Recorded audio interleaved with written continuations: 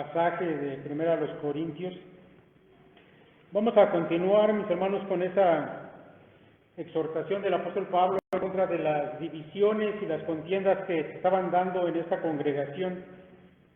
Pero vamos, mis hermanos, a pasar ahora a un asunto que tiene que ver más con lo interior en el corazón de los cristianos de esta iglesia, porque ya hemos visto, mis hermanos, allá en los capítulos 1, 2, donde el apóstol Pablo habla acerca de esa inclinación que ellos tenían todavía por las cosas del mundo, admirar la sabiduría humana, aquellos filósofos griegos, aquellas filosofías de este mundo.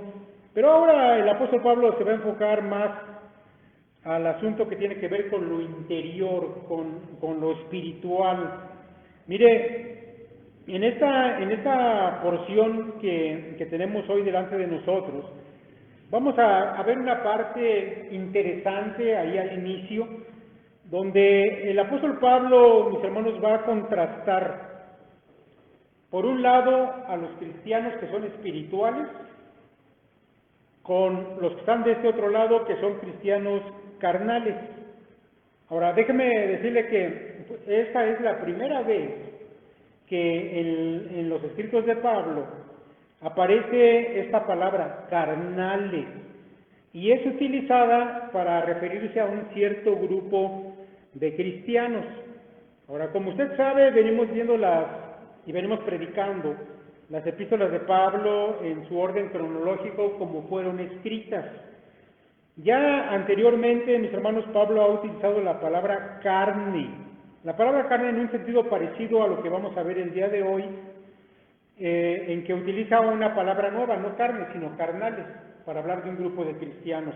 Mire, solamente para recordar, allí en la epístola a los Gálatas, que ya se predicó, y solamente para refrescar un poco, mis hermanos, esto que ya se ha dicho, allá en el capítulo 5, verso 17, Pablo dice, porque el deseo de la carne es contra el espíritu, y el del espíritu es contra la carne, y estos dos se oponen entre sí para que no hagáis lo que quisiereis.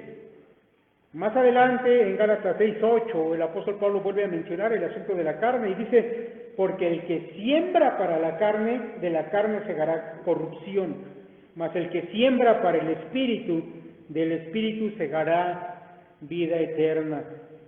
Ahora, miren, en estos pasajes Pablo está hablando del poder o de ese deseo de la carne que aún obra en los creyentes.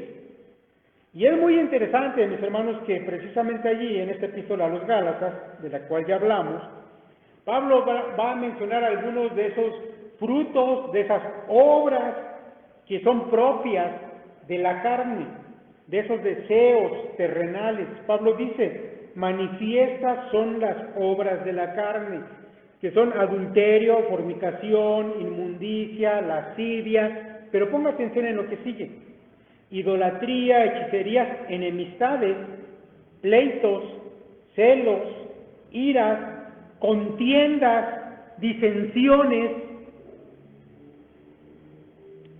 Ahora, yo quiero que usted se dé cuenta que ahora cuando el apóstol Pablo, hablando a la iglesia de los Corintios, y les llama carnales a los hermanos, era precisamente porque entre ellos estaba habiendo esto: enemistades, pleitos, celos, iras, contiendas, disensiones. Todo eso era producto, mis hermanos, de la carne. Ahora, cuando hablamos de la carne o de lo carnal, y yo quiero que no pierda de vista esto, porque no es algo que sea poca cosa, es un asunto importante. Cuando estamos hablando de lo carnal o de la carne, estamos hablando de aquello que es pecaminoso, de esa naturaleza humana caída. Estamos hablando, mis hermanos, de lo que es inmundo delante de Dios. Incluso, mis hermanos, y hay que decirlo, estamos hablando de lo demoníaco, porque la Escritura declara que todo aquel que peca es del diablo. Dice el apóstol Juan, allá en su primera epístola, en el capítulo 3, verso 8, el que practica el pecado es del diablo, porque el diablo peca desde el principio, y para esto apareció el Hijo de Dios, para deshacer las obras del diablo. Así que, mis hermanos, cuando hablamos de la carne, estamos hablando de algo que Dios aborrece. Mire, ya hemos explicado en otras predicaciones cómo es eso de que el cristiano aún tiene que luchar contra los deseos de la carne. Pero también, mis hermanos, hemos explicado en esas otras predicaciones que lo normal en todo creyente, en todo nacido de nuevo, es que él se oponga a esos deseos pecaminosos y que los vaya venciendo y quitando de su vida conforme va madurando espiritualmente. Eso sería lo normal. Ahora, en relación con todo esto, mis hermanos, y cuando Pablo tiene que referirse y exhortar a los hermanos de allá de Corinto, él utiliza precisamente esta palabra, o estas palabras espirituales y carnales, para referirse a dos tipos de cristianos dentro de la congregación.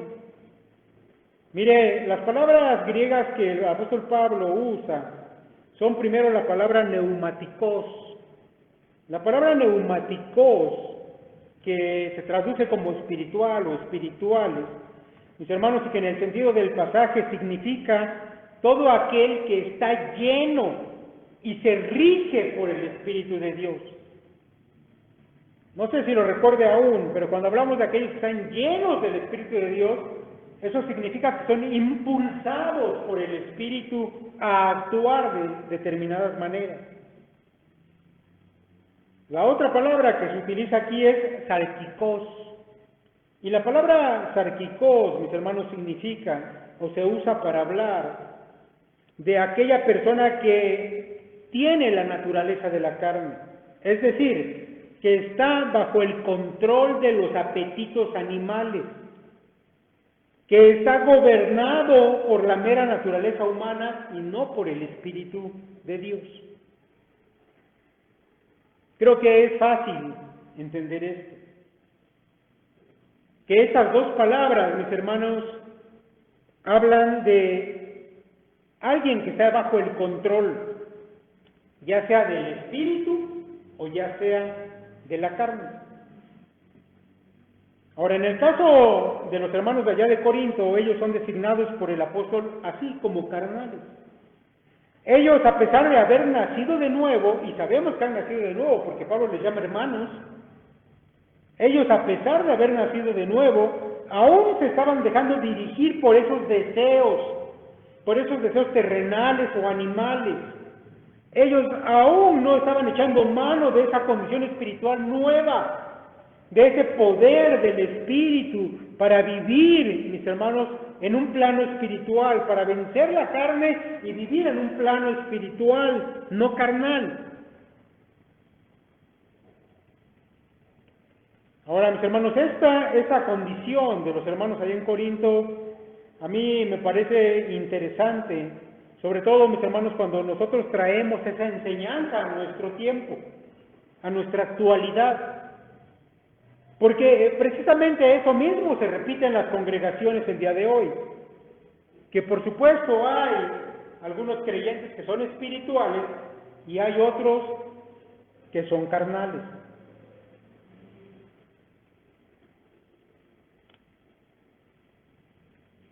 Mis hermanos, aquellos creyentes que viven todavía bajo el control de la carne,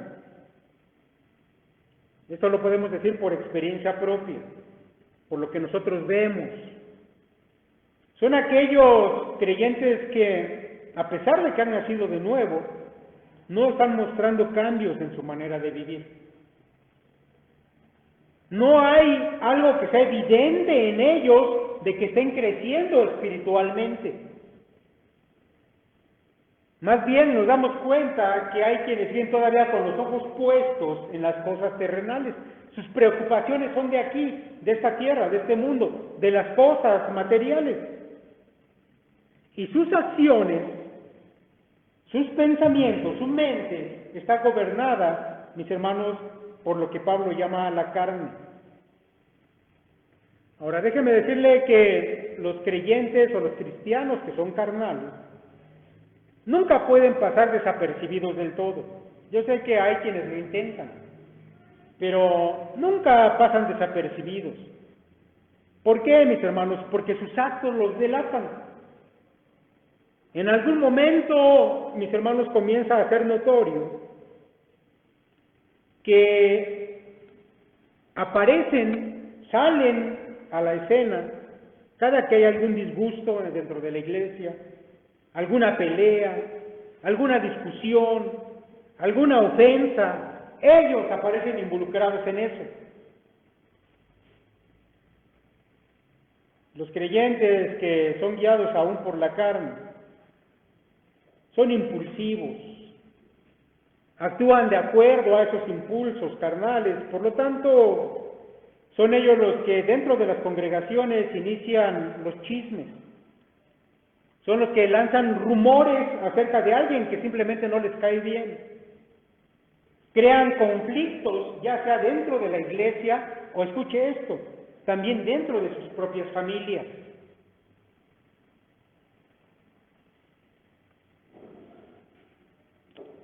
Una manera más en que sabemos o se evidencia aquellos que son carnales es porque casi siempre tienen opiniones personales que sobreponen a los conceptos bíblicos o a los mandamientos bíblicos.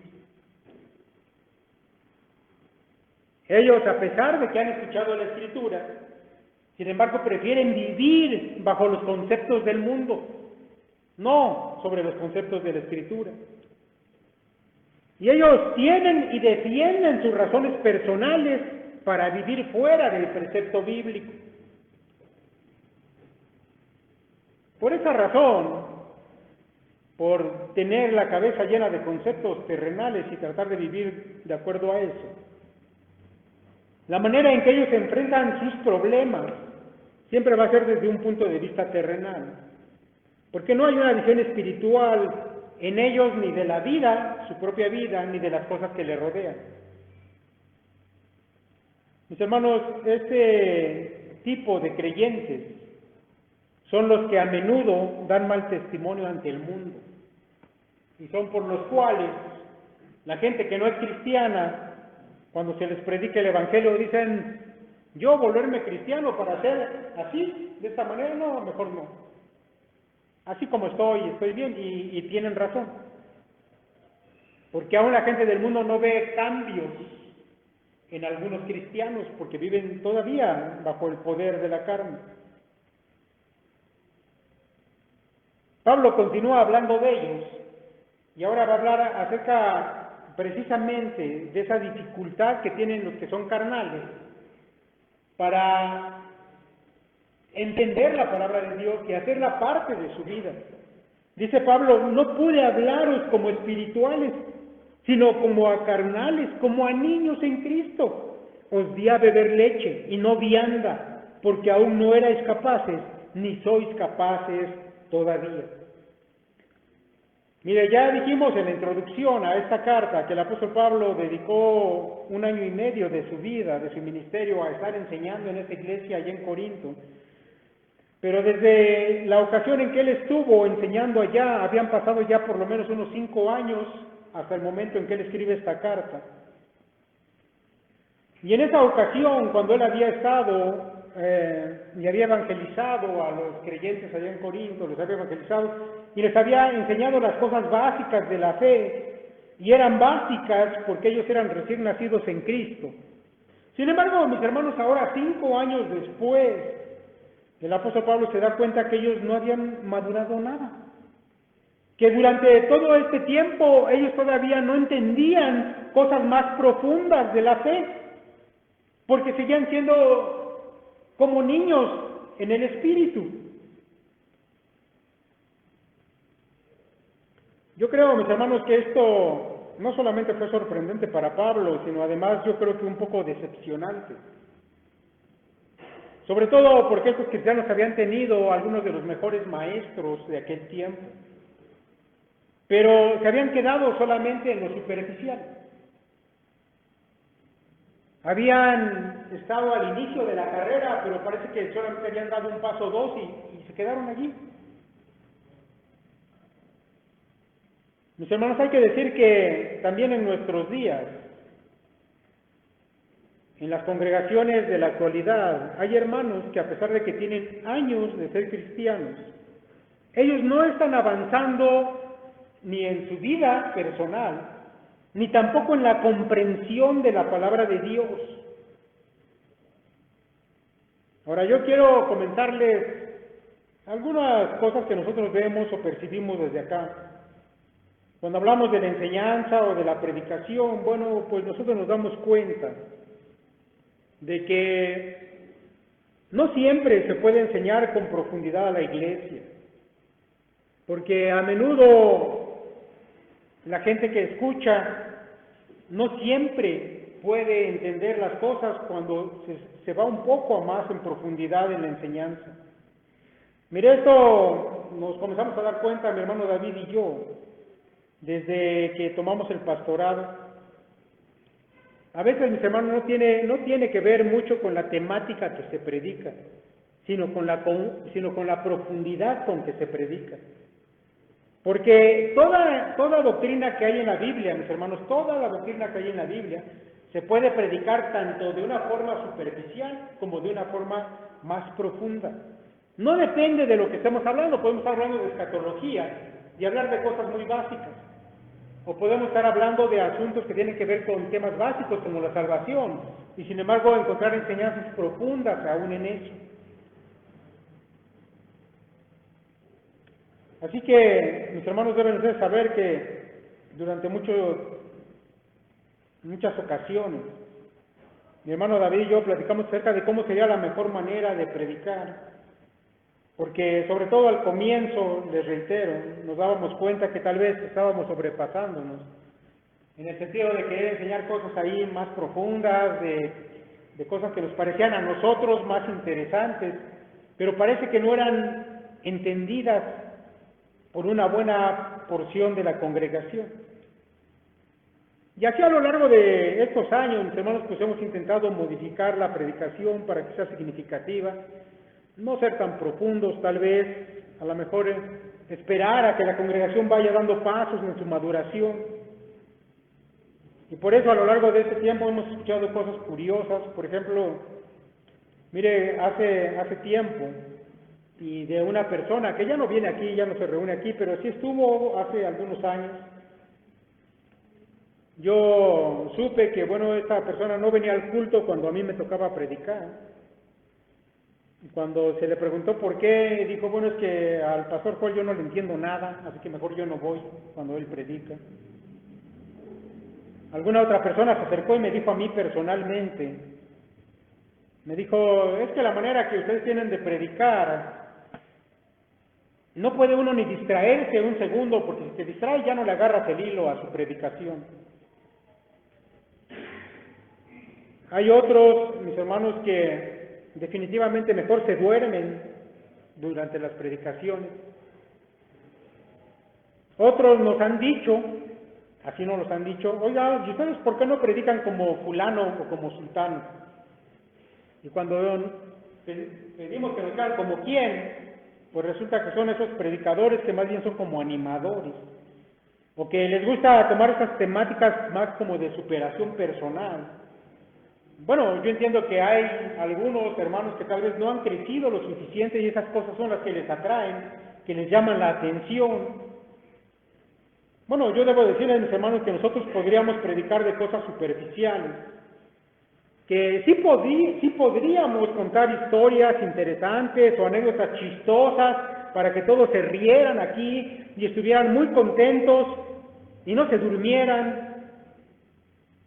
O pudiéramos tomar otro sentido en la predicación, tal vez hacer predicaciones que fueran manipuladoras de sus emociones, porque también se puede hacer, mis hermanos, y créanme, no es tan difícil.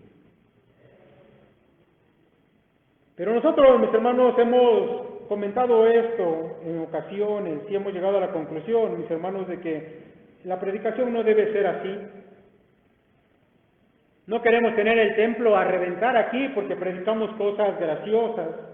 o porque se les manipule emocionalmente. No queremos tener varios miles de suscriptores allá en el canal de YouTube porque hablamos lo que la gente quiere oír. Más bien, mis hermanos, hemos decidido enfocarnos en la verdad bíblica que sea provechosa para ustedes, precisamente para que su visión poco a poco vaya dejando de ser terrenal y se vuelva a una visión espiritual de todo. Hemos intentado buscar maneras, temáticas varias, pero siempre, mis hermanos, y únicamente fundamentadas en la palabra de Dios. Por eso ustedes se van a dar cuenta, o se han dado cuenta ya, de que vamos a veces cambiando cosas, vamos tal vez cambiando nuestras maneras de predicar, pero siempre va a ser fundamentado en la palabra de Dios. Dice el apóstol Pablo a aquellos corintios: os di a beber leche y no vianda, porque aún no erais capaces, ni sois capaces todavía, porque aún sois carnales. Pues habiendo entre vosotros celos, contiendas, disensiones, ¿no sois carnales y andáis como hombres? Porque diciendo el uno, yo ciertamente soy de Pablo, y el otro, yo soy de Apolos, ¿no sois carnales? Mis hermanos, como ya lo he dicho antes, me resulta interesante saber que esta iglesia había tenido algunos de los mejores maestros de la historia de la iglesia. Pero lejos de madurar, a pesar de tener esos excelentes maestros, parece que los corintios habían tomado esto más bien para crear divisiones.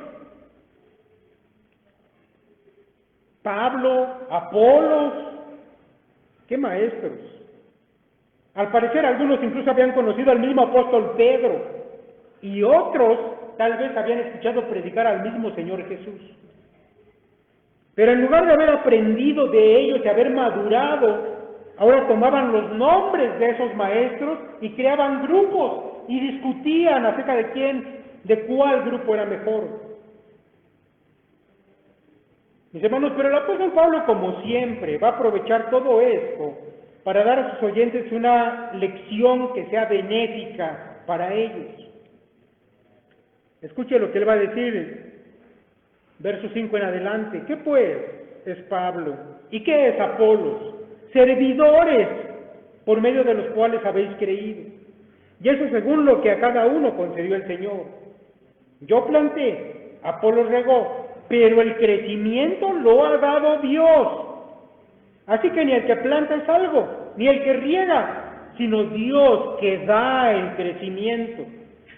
Y el que planta y el que riega son una misma cosa, aunque cada uno recibirá su recompensa conforme a su labor, porque nosotros somos colaboradores de Dios, y vosotros sois labranza de Dios, edificio de Dios.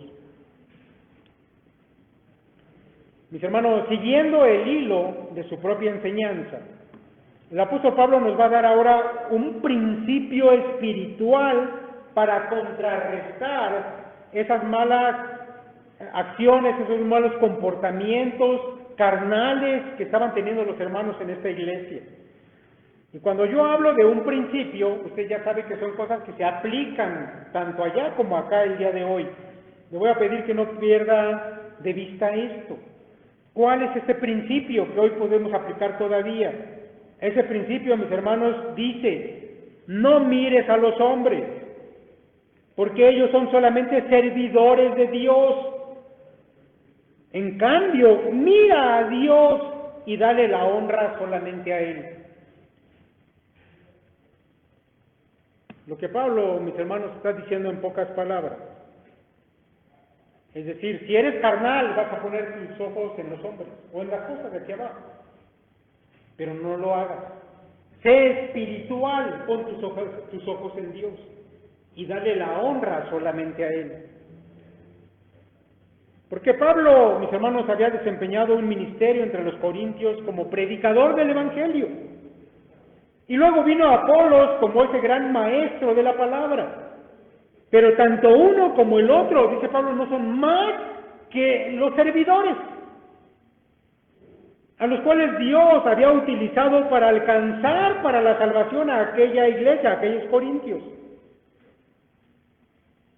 Pero realmente, mis hermanos, quien había llamado a la salvación a cada uno de los hermanos corintios y quien había transformado su vida, no había sido ni Pablo ni Apolos, sino el Señor Jesucristo. Y ni Pablo ni Apolos murieron para la salvación de ellos, sino el Señor Jesucristo. Por eso Pablo redirige la vista de los hermanos hacia Dios. Allí es donde ellos deberían mirar siempre. Ahora, esto es un principio, como ya lo he dicho. Se aplica en todo momento. Por eso una manera de evaluar si tú estás siendo carnal en tu manera de vivir tiene que ver con preguntarte si tu motivación para actuar cada día, ya sea aquí dentro de la congregación o los demás días de la semana que andas allá afuera, pregúntate, mi hermano, tu motivación para actuar cada día, ¿es honrar a Dios? O tal vez lo que te impulsa a vivir de la manera que lo estás haciendo son otras cosas. Porque yo sé que hay gente dentro de las iglesias que cada día que se levantan de la cama lo hacen impulsados, lo hacen motivados por orgullo. Que intentan ser buenos estudiantes, o buenos trabajadores, o buenos padres, o maridos, o por orgullo. O por egoísmo, o por enojo. Yo conozco a personas que se levantan de la cama y van a hacer sus cosas porque están enojados con alguien más. Y su motivación es ir y encontrárselos a aquellos a los que odian y demostrarles que son mejores que ellos, por ejemplo. Hay otros a los que los motivan los celos o la vanidad. Conozco algunos que se mueven y actúan por vanidad, etc. Mis hermanos, la exhortación, el principio es claro. Si tú no tienes tu mirada puesta en honrar a Dios, eres carnal. Si algo más está motivando tu vida para todo lo que tú haces, que no sea Dios y honrar a Dios, mi hermano, eres carnal. Pero ahora es buen tiempo, mi hermano, ahora que estamos yendo a estos pasajes y estudiándolos es un buen momento para que tú te propongas ya dejar esas cosas de la carne, de la tierra, y para que comiences a dar pasos hacia la madurez. Eso va a ser importante, como lo vamos a ver a continuación. Porque mi hermano Pablo continúa con su exhortación, con esta enseñanza en contra de las divisiones de la iglesia, pero lo va a hacer ahora desde un ángulo muy interesante, a mí me parece así. Porque Pablo va a hablar ahora de las divisiones en la iglesia, pero desde el ángulo de lo escatológico. Específicamente Pablo se va a referir ahora al tribunal de Cristo. ¿Qué es el tribunal de Cristo? ¿Cómo es que las divisiones en la iglesia tenían que ver con el tribunal de Cristo? Bueno, vayamos a ver lo que nos dice Pablo, que está ligado con lo que acabamos de decir ahorita, no lo pierda de vista. Mire, su exhortación comienza con la declaración de que su obra, la obra de Pablo, esa obra de predicar el Evangelio, había estado siempre sustentada en la gracia de Dios. Que si ahora Pablo se había vuelto un hombre experto, un perito en predicar el Evangelio, en sembrar iglesias, no es porque él fuera un hombre muy capaz. Si él pensara que lo hacía por sus propias capacidades, eso era tener una visión terrenal y carnal. Pero Pablo sabe que lo que él ha hecho y la experiencia que ha ganado está sustentada en la gracia de Dios. Nada tenía que ver con sus capacidades personales. Lo leemos allá a partir del verso 10. Conforme a la gracia de Dios que me ha sido dada, yo como perito arquitecto puse el fundamento y otro edifica encima. Pero cada uno mire cómo sobreedifica, porque nadie puede poner otro fundamento que el que está puesto, el cual es Jesucristo. Este es el principio de su argumento. Ahora, Pablo está diciendo que, bueno, él había llegado a Corinto, igual que lo había hecho en otras congregaciones, y que cuando él llegó allá se había encargado de poner la base para la salvación y para el posterior crecimiento de los creyentes. Es decir, que cuando Pablo llegó y predicó el Evangelio, él estaba poniendo el cimiento para que ellos conocieran la salvación y pudieran edificar su vida más adelante. Ahora, ese fundamento, mis hermanos, y Pablo quiere dejarlo claro aquí, no era una filosofía como al estilo de los griegos, no era una tradición como al estilo de los judíos. Ese fundamento, mis hermanos, era Cristo mismo con su obra y su enseñanza que transforma las vidas. Pablo, como apóstol, porque ese era su ministerio apóstol, se había encargado de proclamar a Cristo en cada lugar al que él había ido, de hablar de la obra de la cruz para perdón de pecados, y también se había encargado de dar las bases doctrinales para el desarrollo de la vida cristiana. Y no solamente lo proclamó, también lo dejó por escrito.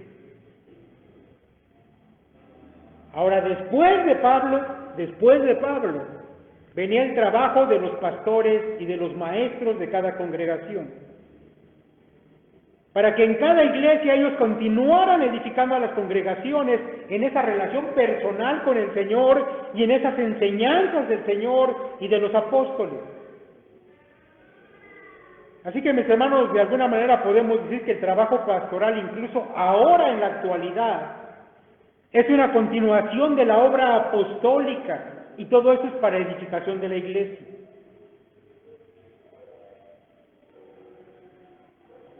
Mis hermanos, esta obra de poner fundamentos y más adelante de proseguir con la edificación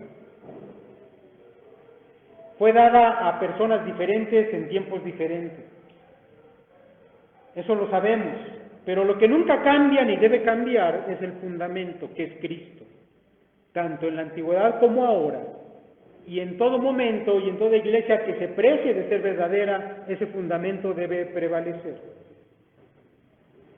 Pero ahora quiero que ponga atención, porque una vez que Pablo ha dejado claro que en la vida cristiana hubo quien puso un fundamento doctrinal, que fueron los apóstoles, y luego vinieron los maestros que empezaron a enseñar a la iglesia las enseñanzas de Cristo para que fueran creciendo. Eso está claro. Ahora quiero que ponga mucha atención, porque lo que viene es algo que le toca a usted. Ya no a los apóstoles, ya no a los pastores y maestros, ahora a los creyentes, algo que le toca a usted. Mire, quiero que vea, solamente por poner un ejemplo, las frases que están allá en el verso 10, una de ellas, que dice, pero cada uno mire. ¿Ya lo vio? Pero cada uno mire. Esa es una alusión a que cada creyente ponga atención. Y en el verso 12, Pablo utiliza la frase, la obra de cada uno. Es lo mismo, ahora Pablo está incluyendo ya no solamente apóstoles, pastores, ahora cada creyente es responsable. Tú en lo personal eres responsable de cómo vas a edificar tu propia vida. Ya recibiste un fundamento que es Cristo el Señor. Ya recibiste una enseñanza básica o la sigues recibiendo a través de tus pastores. Pero también es tu responsabilidad continuar poniendo sobre ese fundamento más conocimiento correcto y más obras correctas que honren a Dios.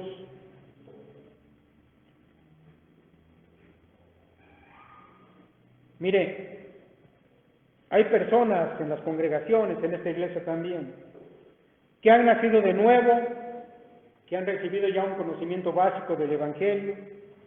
Por lo tanto, pudiéramos decir que tienen el fundamento correcto. Pero a partir de allí, y a pesar de lo que han recibido ya, muchos de ellos prefieren seguir el conocimiento mundano, lo cual es un tanto inexplicable, ¿no le parece? Yo he escuchado, me lo han dicho. Hermano, aparte de la Biblia también leo esto, o también escucho aquellos videos, o también voy a otras reuniones de otro tipo.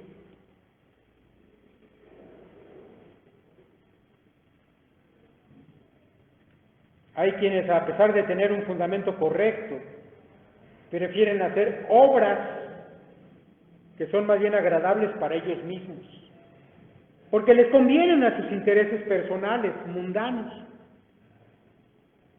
Y así, mis hermanos, es como hay cristianos, porque son cristianos, porque nacieron de nuevo, pero que viven vidas infructuosas para Dios, es decir, no dan frutos para Dios. Y estos son a los que Pablo dice, ustedes son como adultos, pero que se comportan como niños todavía. Son adultos porque llevan años ya en el conocimiento del Evangelio, pero se comportan como niños porque son inmaduros todavía. Bueno, Pablo dice que de todas estas cosas, y aquí es donde viene lo bueno, de todas estas cosas, cada uno va a tener que dar cuenta a Jesucristo mismo, al Señor en persona. Y eso, mis hermanos, debería darnos temor. Verso 12 en adelante, y si sobre este fundamento alguno edificare oro, plata, piedras preciosas, madera, heno, hojarasca, la obra de cada uno se hará manifiesta, porque el día la declarará, pues por el fuego será revelada, y la obra de cada uno cual sea, el fuego la probará.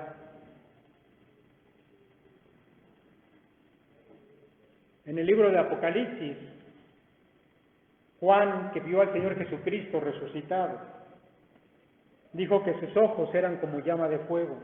¿Lo recuerdan?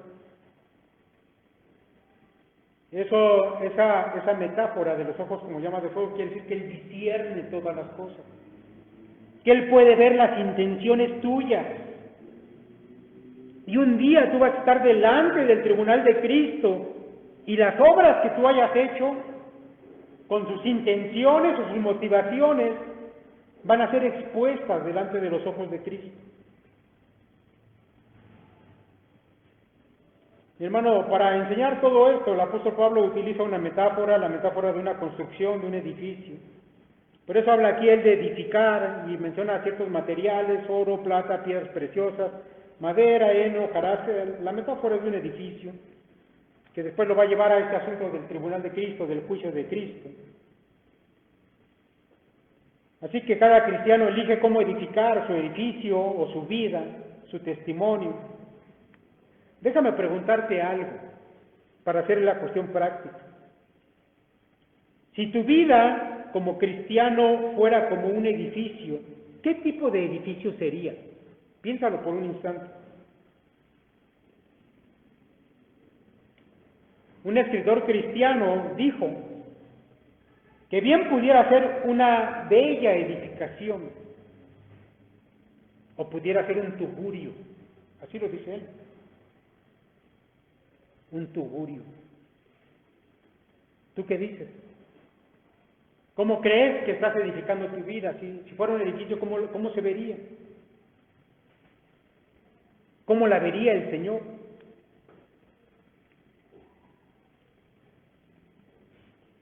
Ahora, mis hermanos, yo debo decir que aquí en este pasaje, esos materiales que menciona Pablo, oro, plata o madera, heno, hojarasca, es una manera que el apóstol Pablo utiliza para hablar, escucha esto, para hablar de las obras que tú realizas después de que naciste de nuevo. Entonces, mis hermanos, al haber un material que tiene diversos grados de valor, podemos entender, mis hermanos, también que las obras de un cristiano, las obras que él realiza después de que nació de nuevo, tienen diferente valor. No todo lo que tú haces vale lo mismo.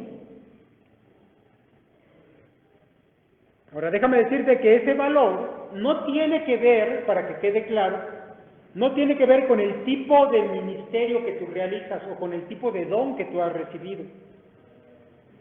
Porque tal vez haya quienes piensan, bueno, pero el hermano le dieron el don de predicar, pues yo creo que está edificando allá su edificio de puras perlas preciosas o de puro oro, pero a mí me dieron un ministerio o un don de servir, pues no se trata de eso. No está hablando de eso, Pablo. No tiene que ver con el tipo de ministerio que desempeñas. Eso debe de quedar claro. según el contexto de lo que viene diciendo Pablo, mi hermano, tiene que ver con tu motivación con que haces esas obras. Si tu motivación es honrar a Dios, o tal vez tu motivación tiene que ver con otras situaciones. Porque mira, nosotros sabemos que cada cristiano, cada creyente ha sido llamado por el Señor en circunstancias diferentes. Nadie es igual que los demás. Por ejemplo, hay cristianos que han sido llamados por Dios a la salvación ya en una edad madura, algunos incluso ya siendo ancianos. Y yo he escuchado a algunos hermanos mayores decir, es que si el Señor me hubiera llamado cuando yo era joven, todavía pudiera hacer muchas obras, pero mira, ya soy viejo, ya poco puedo hacer. Bueno, el valor de tus obras no tiene que ver con la cantidad de obras que tú puedas realizar, sino con la motivación con que tú realizas esas obras. Así que si Dios te llamó siendo anciano, haz las obras que tienes al alcance de tu mano y hazlas para honrarlo a Él. Y entonces estarás, mi hermano, construyendo, edificando con cosas preciosas. Mira, también hay algunos creyentes que cuando fueron llamados por el Señor, ellos tenían una preparación académica buena, pero también hay otros que tal vez fueron llamados y no tenían ninguna preparación académica, no tenían un diploma de alguna universidad. Y yo también he sabido que hay quienes dicen, es que yo no tengo ninguna preparación. Si el Señor me hubiera permitido tener un estudio, seguramente yo le pudiera servir más eficazmente y pudiera tener más obras, pero bueno, tampoco tiene que ver con eso. Si tienes estudios o no tienes estudios, haz lo que tienes a la mano para hacer y hazlo para honrar a Dios. Y entonces edificarás tu vida de la manera correcta. Hay otros que han sido llamados a la salvación estando ellos en enfermedad. Y hay gente que se lamenta, hay hermanos que se lamentan de que están imposibilitados por esa enfermedad para poder servir más al Señor. Y dicen, si yo estuviera sano, si yo estuviera bien, pudiera hacer aquello. Bueno, aún en tu condición, mi hermano, si es que tú estás enfermo, haz lo que tengas a la mano, haz las obras buenas que Dios ha preparado para ti, para que honres a Dios. Tu motivación es lo importante. De manera, mis hermanos, que una vez dicho todo esto, pudiéramos decir que no hay excusa. Cada uno ha sido llamado por Dios para buenas obras y no importan las circunstancias. Esas buenas obras, mi hermano, no deben realizarse de acuerdo a una visión terrenal, sino de acuerdo a la palabra de Dios y siempre con la intención de honrar a nuestro Señor. Porque dice Pablo que va a llegar el día en que Jesucristo va a juzgar cada cosa que nosotros hayamos hecho. Vamos a estar frente al tribunal de Cristo y entonces todas nuestras obras van a ser expuestas delante de Él. Y será el Señor Jesucristo quien va a asignar el valor que nuestras obras realmente tienen. Nada se esconde de su mirada, de esos ojos que son como llama de fuego. Por eso Pablo dice, verso 13, la obra de cada uno se hará manifiesta, porque el día la declarará, pues por el fuego será revelada, y la obra de cada uno, cual sea, el fuego la probará. Allá en la segunda carta a los Corintios, que ya veremos más adelante, el apóstol Pablo dice por allá por el capítulo 5, por tanto procuramos también, o ausentes o presentes, serle agradables, porque es necesario que todos nosotros comparezcamos ante el tribunal de Cristo, para que cada uno reciba según lo que haya hecho mientras estaba en el cuerpo, sea bueno o sea malo. Ahora, mis hermanos, no creo que sea necesario que yo les diga que este tribunal de Cristo, que este juicio, no tiene nada que ver con que vas a ser salvo o no. De eso no se trata el tribunal de Cristo. No tiene que ver con que si vas a ir al cielo o si vas a ir al infierno. No tiene que ver nada con eso. La salvación no es por obras.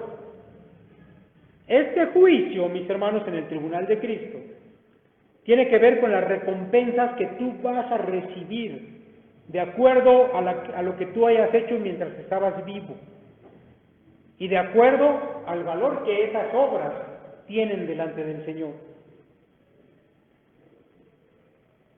Dice el apóstol Pablo, a partir del verso 14, si permaneciere la obra de alguno que sobreedificó, recibirá recompensa.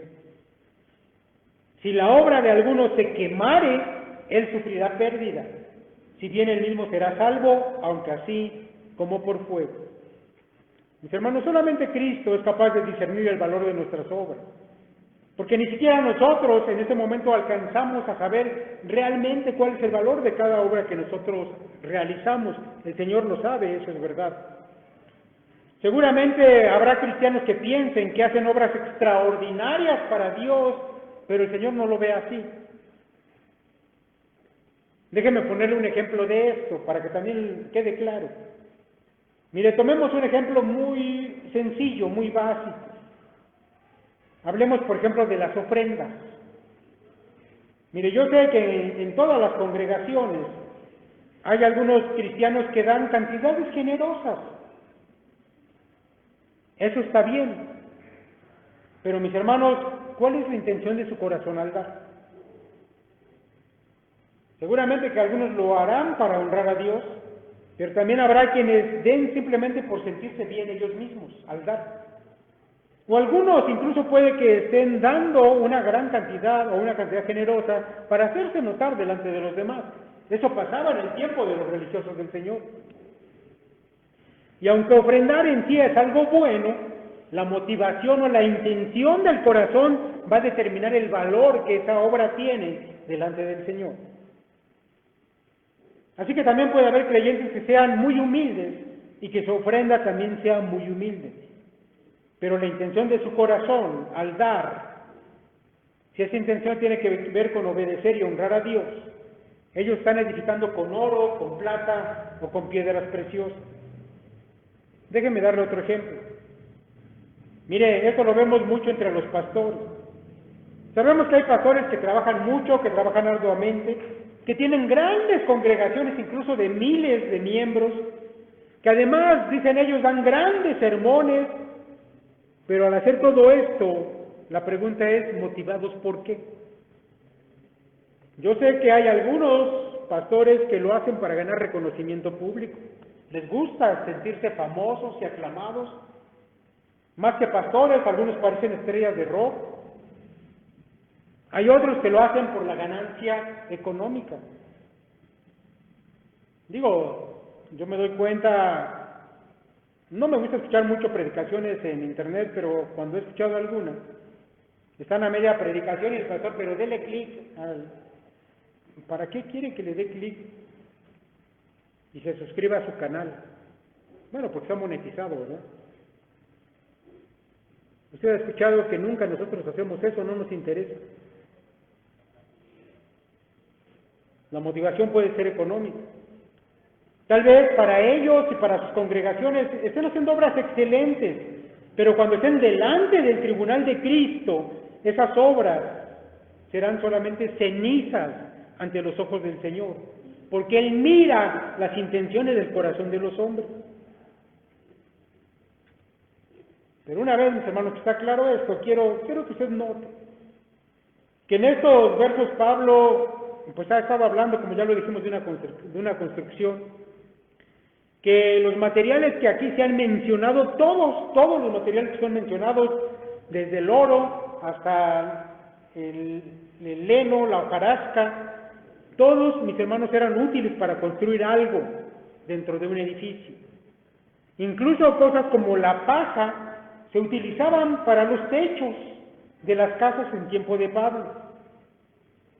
Mis hermanos, cada creyente, por tanto, tiene la oportunidad de hacer algo para bien, para construir, para edificar, aunque seguramente cuando llegue el tiempo de estar delante del Señor, no todas las obras que usted haga tengan el mismo valor, pero haga, mi hermano, obre cosas buenas, hágalo con las intenciones correctas. Al final de cuentas, todos los que estén en este juicio ya son salvos, pero aún espera una recompensa de acuerdo a las obras que usted haya hecho. Dice el apóstol Pablo que si la obra de alguno se quemare, bueno, él a pesar de todo será salvo, aunque así como por fuego.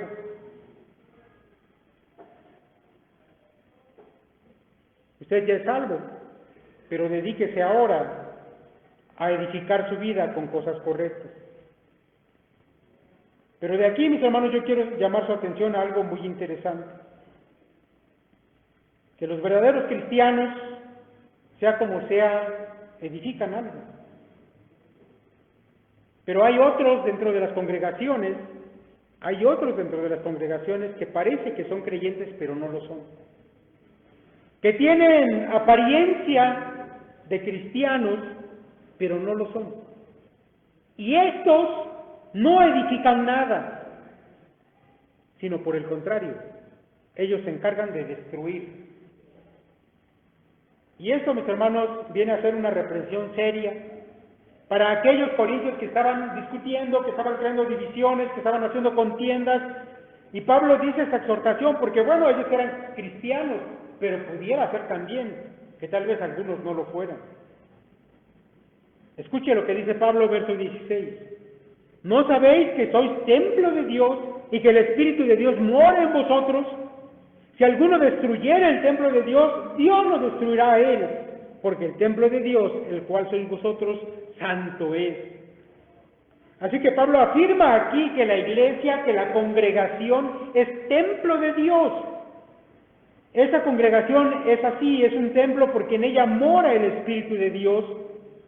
Y cualquiera que interfiera en su edificación o que intente destruir a la congregación, por ejemplo, creando divisiones, introduciendo falsas enseñanzas, lanzando chismes o rumores, será destruido por Dios mismo, porque se constituye en su enemigo.